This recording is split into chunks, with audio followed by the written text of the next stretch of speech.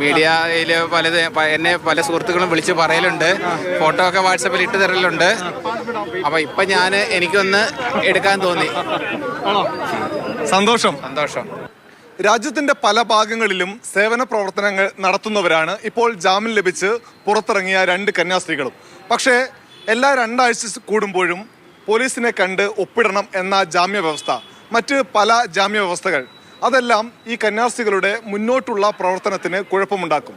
അതുകൊണ്ട് ഈ കേസ് റദ്ദാവുക എന്നത് മാത്രമാണ് ഇരുവരെയും സംബന്ധിച്ച ഏറ്റവും പ്രധാനപ്പെട്ട കാര്യം, ഏറ്റവും ഗുണപരമായ കാര്യം.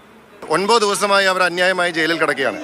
ആ ഓർഡർ വന്നു കഴിഞ്ഞാൽ പിന്നെ ഒരു നിമിഷം പോലും വൈകിപ്പിക്കാതെ എത്രയും വേഗം അവരെ പുറത്ത് കൊണ്ടുവരിക എന്നുള്ളതാണല്ലോ നമ്മളെല്ലാവരും ആഗ്രഹിച്ചത്. അത് ഇപ്പോൾ ആ സന്തോഷം കൂടി കാണാൻ, അല്ലെങ്കിൽ ആ ഒരു കാര്യത്തിനും കൂടി സാക്ഷ്യം വഹിക്കാൻ സാധിച്ചു എന്നുള്ളതിൽ സന്തോഷമുണ്ട്.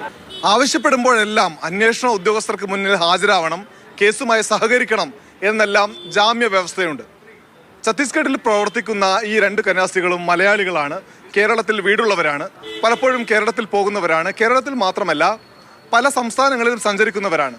അവരുടെ സുഗമമായ യാത്രയെ, സുഗമമായ സേവന പ്രവർത്തനങ്ങളെ ഈ പ്രശ്നം ഗുരുതരമായി ബാധിക്കും. മാത്രവുമല്ല ഇരുവരുടെയും വയസ്സ് 50-ന് മുകളിലാണ്, ആരോഗ്യ പ്രശ്നങ്ങളുണ്ട്. ഇതെല്ലാം കണക്കിലെടുക്കുമ്പോൾ ജാമ്യ വ്യവസ്ഥകൾ 2 പേർക്കും കുഴപ്പങ്ങൾ ഉണ്ടാക്കും എന്നത് തന്നെയാണ് വസ്തുത. ചിലപ്പോൾ ഭയമുണ്ട് എന്ന് ഞാൻ പറയുന്നില്ല. ഞങ്ങൾ ഇത്രയും കാലം വർഷങ്ങളായി, 60 വർഷത്തോളമായി ഞങ്ങൾ ഈ മിഷൻ പ്രവർത്തനം തുടങ്ങിയിട്ട് മിഷനിൽ പ്രവർത്തിക്കുന്നു.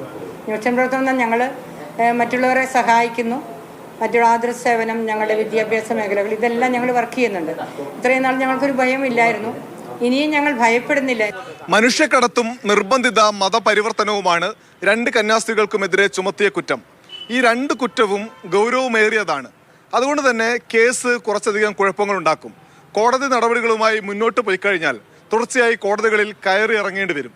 അതും ഈ കന്യാസ്ത്രീകൾക്ക് കുഴപ്പമുണ്ടാക്കും. അതുകൊണ്ടാണ് സഭാ നേതൃത്വം തന്നെ ആവശ്യപ്പെടുന്നത് ഈ കേസ് റദ്ദ് ചെയ്യണം എന്ന്.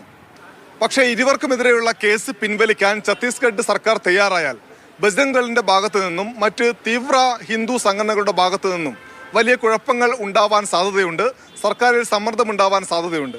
എന്തായാലും മുന്നോട്ടുള്ളത് സങ്കീർണമായ ദിവസങ്ങൾ തന്നെയാണ്.